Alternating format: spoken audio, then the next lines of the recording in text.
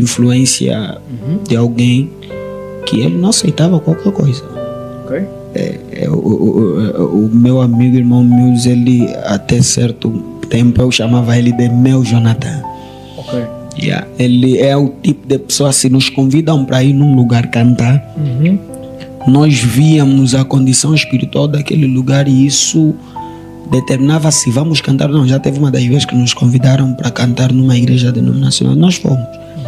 Mas quando chegamos lá, vimos a cantarem as músicas de uma maneira tipo rock, nós se sentimos muito mal, a cabeça doeu.